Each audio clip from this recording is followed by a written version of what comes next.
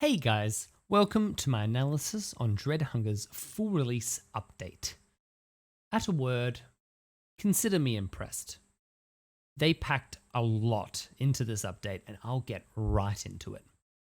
I do just want to quickly note that this video will give only a brief overview of my thoughts on the new map, but I've already posted my exploration of the Expanse video, so I'll be primarily focusing on the other parts of this patch. My notes on the new map will be at the end of this video. This Dreadhunger update was jam-packed with a whole range of changes, new additions and improvements, so this video might be a long one. Now I want to start with what made the olden day Brit in me go the new DLCs available to purchase on Steam from Dreadhunger's page, filled with a bunch of new cosmetics. I of course had to get them all, and I have not one single regret. I've had way too much fun going through as many combinations as I can, finding ones that make me laugh and ones that make me look just damn good.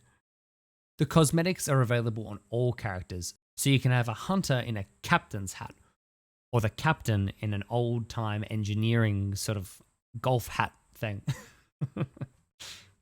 My personal favourites are the Wright brothers goggles, the captain's hat, the round spectacles, the old man golfer hat, the big square power ring, and of course, the big boy pipe. I'm super excited to see how Dreadhunger develops cosmetics moving forward. I'd personally love to see an in-game shop, possibly set up like an olden day street market that you can walk off the ship in the lobby over to and look around. It would of course be set up in the London town we can all see whilst we wait in the lobby. I'd hope you could explore these markets in both a lobby that's by yourself or a lobby filled with other players. There would need to be a timer added when starting the game to tell anyone that the game was about to begin and to finish up.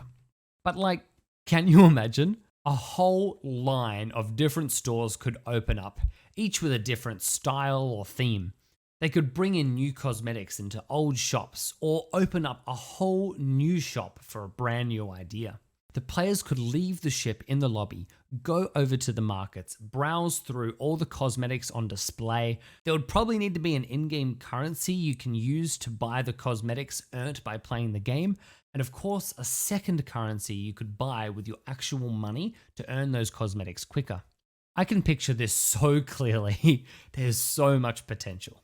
But it all starts with these cosmetics, the ones released in the full release update. Grab a couple, support the devs if you have some extra cash money lying around, and dress to impress. There's no point dreaming of the game's future if it's not economically stable for the team making the damn thing to keep developing it.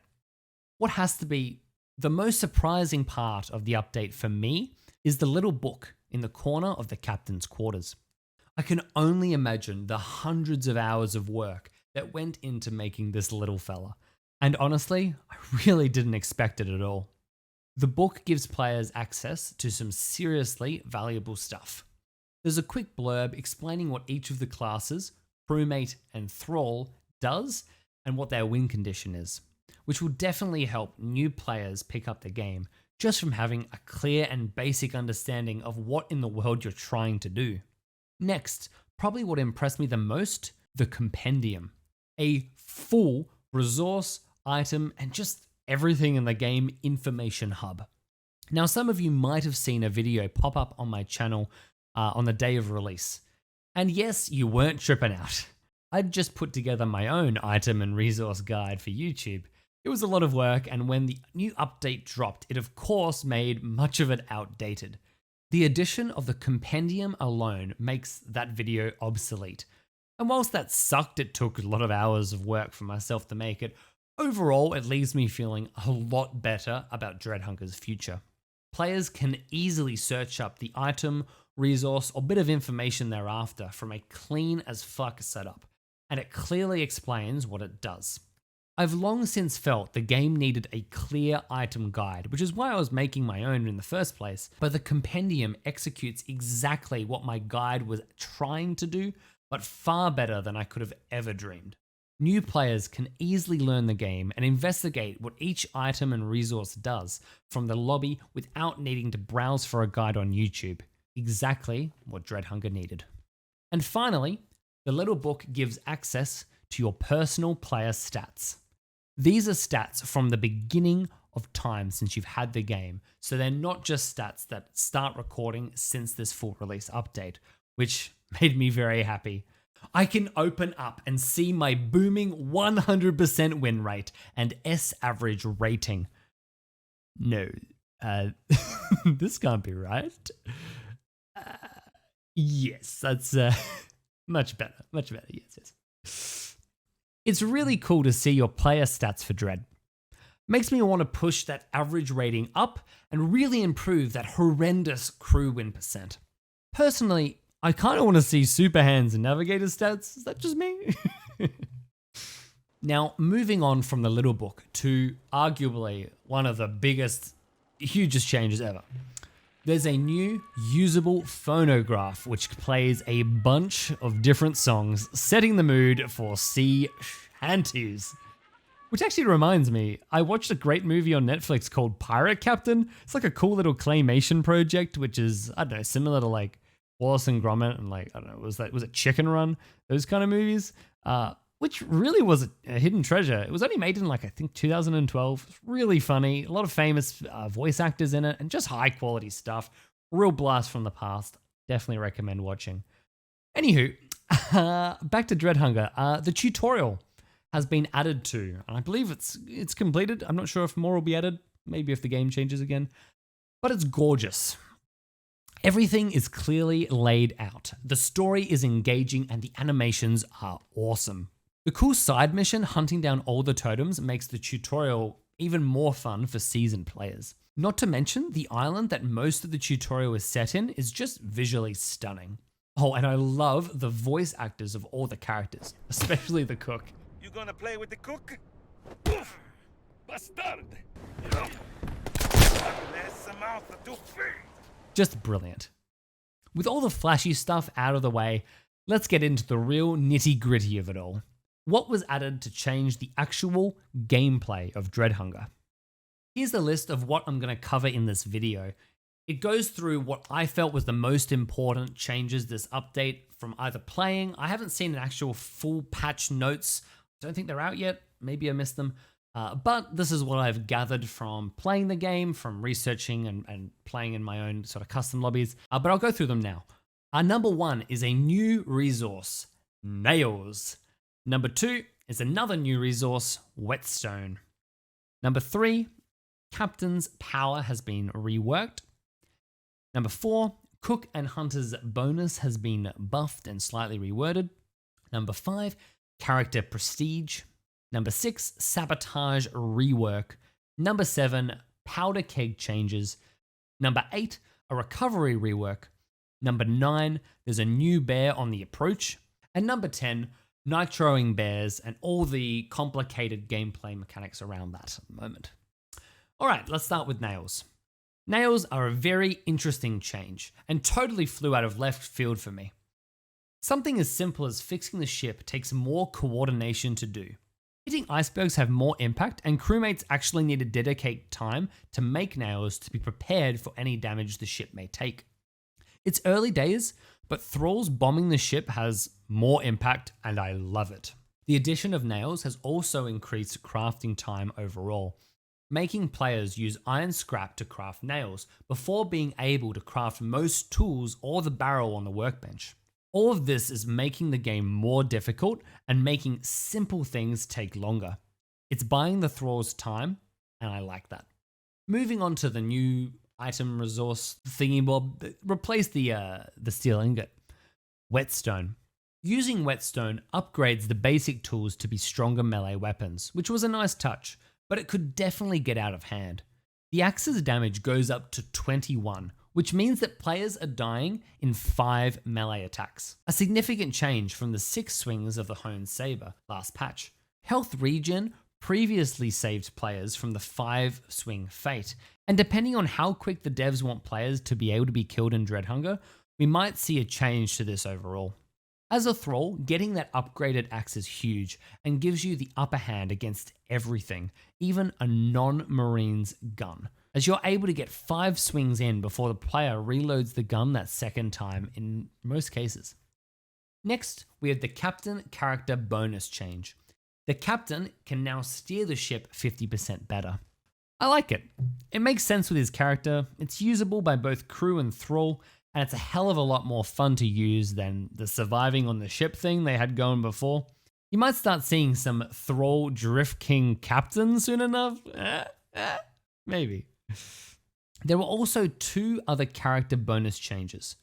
2 buffs going to the Cook and the Hunter. The Cook now creates everything on the stove quicker, including antidotes and tea, which is a nice bit of rewording from just food. And the Hunter's bonus has been buffed up to 50% quicker harvesting of corpses, up from 30%. We aren't really seeing the impact of these character bonuses changes yet, with the prestige system sending many players back to level 1, but it'll be interesting moving forward. Speaking of prestige, character prestige is now in Dreadhunger. I love this addition to the game, and as a longtime fan of Dead by Daylight, I always admired their prestige system and how it made me want to keep playing to push for that extra prestige cosmetic. I hope the prestige system goes past just that first level 1, and you can get some like crazy borders in the future. I don't know, I've been speaking to people, there's sort of theories going around on this. I'm not sure if anything's confirmed just yet. Now, a new change you might not have realized yet was one that came in patch 1.0.2. Sabotaging the boiler is now more controllable for Thralls, but it's a bit more difficult to pull off. I talked about this in the new ideas video I posted last month, and it's so good to see it somewhat in the game. The amount of time it takes to sabotage is now controlled by the amount of gunpowder you put in the boiler, as I'd hoped. But the numbers seem a little odd. Using 1 gunpowder to sabotage will sabotage the boiler over 2 minutes later? I'm confused, honestly. I suppose that could be useful. My biggest problem is that with this change, 2 minutes is a long time to wait. You can decrease this time by adding more gunpowder. 2 gunpowder takes it to about 1 minute to the sabotage. 3 gunpowder drops it to about 40 seconds. 4 takes it to about 20 seconds. In fact, you need about 7 gunpowder to sabotage quote unquote immediately. It'll keep you safe, but you can't possibly predict how long that ship will be moving for. If the boiler stops and your sabotage hasn't gone off, it will disappear and your gunpowder's gone. But this sparked an idea. What if the gunpowder didn't stop? What if instead the timer continues even while the ship is dormant? After 2 minutes, the boiler will make that exploding noise, signaling it was sabotaged. If there's fuel in it, it's destroyed. But if there's no fuel, the sound will still be made. You could even make it do like 2 hole leaks either side of the boiler when it explodes if you want to, depends on balance, I'm not sure. But this could act as a sort of way to implement that pre-sabotage mechanic we were talking about a couple of months ago, right? It becomes predictive for Thrall, trying to predict when the most coal will be in it to sabotage at the right time. And the crew can wait out those 2 minutes between each batches of coal to prevent potentially losing coal to a sabotage. The option would be there, and I love options. It's just an idea, but let me know what you think about this in the comments. If the change I mentioned above isn't implemented, it's an odd way to leave sabotage. The boiler is so rarely full of coal when you play in experienced lobbies that it doesn't really matter if the sabotage goes off anyway. It hardly seems necessary to throw 5, 6, or 7 gunpowder in for a quick sabotage just to destroy 2 coal. Adding to this, the sabo carrying over would be awesome, and you can make it known in the compendium so that it's fair. There's even a little timer in that center top left that shows how long until your sabotage will go off and how long till your powder keg goes off, so it's clear to Thralls what's happening and when. Speaking of powder kegs, they have been changed a little bit. Their damage is now down to about, 6 hole leaks per keg, making 3 kegs the ideal amount for a Thrall to detonate on the ship at once. This also makes running into icebergs huge, which creates 3 hole leaks down from 4. This of course is all in relation to the nail change implementation, which impacts the amount of time the crew are needing to spend repairing the ship overall. A surprising change was the rework to how your down state works. If you lose all your health, you're knocked down, which has a cool new animation too, and instead of spending time in the bed restoring health until you're back to full, like it did previously, you now spend exactly 1 minute in the bed, do not restore health, and will wake up with about half of your HP unless you're damaged during the time you're in the bed. This will impact everything. With players knowing each other's recovery times, it'll make for some interesting battles on the ship in particular moving forward. A polar bear has been added to the approach too, which changes the dynamic of the map completely. Bear traps are no longer a solution as they were for a pack of wolves. Nitroing bears has been a problem for a while, specifically on the summit, and when the game first went into full release, the bears could survive one nitro, like they had some kind of resistance to it. But patch 1.0.2 quote-unquote corrected this, and bears can now once again be killed in one nitro explosion. It makes sense that they can be blown up, but I worry about the implications of this, as there are now 2 bears that are placed in prime spots to be blown up simply by dropping a nitro easily from above them, on 2 separate maps that is. I like the idea of the bear on the approach, but both the approach and the expanse need some tinkering with how their nitros can render the AI predators irrelevant. Off the top of my head, placing a bear more or less guarding the lighthouse on expanse and putting nitro halfway up the lighthouse would probably fix this problem. The nitro would of course be moved once we can climb all the way up the lighthouse, but in the meantime, this would just prevent the nitro being an easy drop off that cliff. You'd actually have to travel a little bit, move, drop it, go back up, grab a new one, that kind of thing. Just spends more time on the whole nitro trip. Alternatively, you could move the bear below the hill easily to be further out of the ice, put it out of range from a nitro bomb. This problem will need to be addressed in upcoming patches, but in the meantime, I'm going to enjoy Dreadhunger and boost my crew in percentage. A couple of small changes I wanted to note were the sound effects that play throughout the game. Each new day brings a new sound effect, which really sets the tone for how intense things are getting.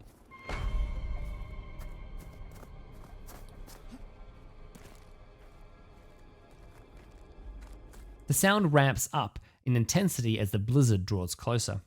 There's also a global sound effect that plays when Nitro is completed and the iceberg is destroyed, which is a nice change.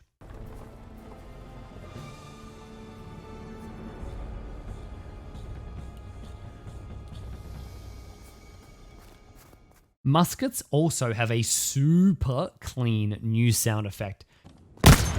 Can you put me in a bit? Thank you. Like it's actually just mwah. It's so nice. A graphic change is the heads of actual players are now unique to the character that the head belonged to. So you can now hold the captain's decapitated head in your hand and then put it on display somewhere in the captain's quarters. So I'll definitely be collecting heads in my upcoming Thrall games as a sort of head hunter kind of play. Yeah, I need to do that with Hunter, don't I? Yeah, I need to do that with Hunter. The game in general just feels more polished. There seems to be fewer bugs and the ship feels better to walk around and seems to have less sort of latency issues, and overall it does feel a lot better than in previous updates. A few notes on the new map. Pressure to sabotage early on this map is real as Thrall. The crew have a pretty reliable day one push, dripping in coal as player after player after player returns with the coal that's all nearby, easy to grab and sort of time with the ship's movement. Getting ahead of this, stopping that roll of the ship before it gets going will be critical for Thrall, but I'm not sure how you can efficiently do this. With sabotages taking longer, no real reliable way to quickly make powder kegs unless you're like the engineer or you dig up a chest as the chaplain, I'm a little concerned with how this map will balance out. There seems to be plenty of coal and plenty of wood, which makes moving the ship itself feel easy to maintain and difficult to stop. The expanse is absolutely gorgeous though, and the lighthouse is a literal beacon of light for what this game is capable of. That being said, I'm definitely heartbroken that we can't go all the way up the top of the lighthouse. I imagine the coding involved might be rough, but it'd be absolutely worth it if we could complete that journey up the top, get the view, and I don't know, maybe throw people off it. Is that too much to ask? I don't know. There are also quite a lot of invisible walls on the expanse. Places like running out amongst the woodland trees out to the left-hand side. It feels so wrong that the reason I can't go there is because an invisible wall is blocking me rather than a fence being higher or something. I'd actually prefer it if the fences were raised so that I simply couldn't get over it rather than be blocked by like a bunch of invisible Harry Potter bastards in invisibility cloaks saying you shall not pass. Bit of a crossover. People don't get mad. Anyway, this is also true for everywhere the walls prevent us for jumping / getting places that our brains tell us we should be able to get to. It really takes you out of the game as you laugh in frustration that the game won't let you pass. Despite you being physically able to get to the location, you just can't get past that invisible spot. There's also a big ass building with no entry point. It's like, are there plans to save the building for something cool in the future? Who knows? Definitely odd though. Balance-wise, it's still early days. As a Thrall, I was too busy exploring to really get too much done, and the crew had 2 different experiences. One match they were also exploring and the ship barely moved, but the second game I found myself left behind by the speed the crew set. Food is definitely an issue when you push later in the map. Killing that bear that's oddly placed early might actually be a strategy for crew getting that extra bit of animal meat before having to go to the vast amount of human meat that's available later in the map. If you don't count Stew Island, which is 3 wolves easily killed by pretty much any player, there's very few wolves on this map. I recently played a game where I took all the early food and never cooked it and just kinda ate it raw myself as Thrall, and this had a large impact on the crew. Most of the players seem to be losing quite a lot of health to hunger, and then I could strike halfway through day 2 with an upgraded axe and easily take them down on their lower health. Roaming cannibals were an excellent choice for this map.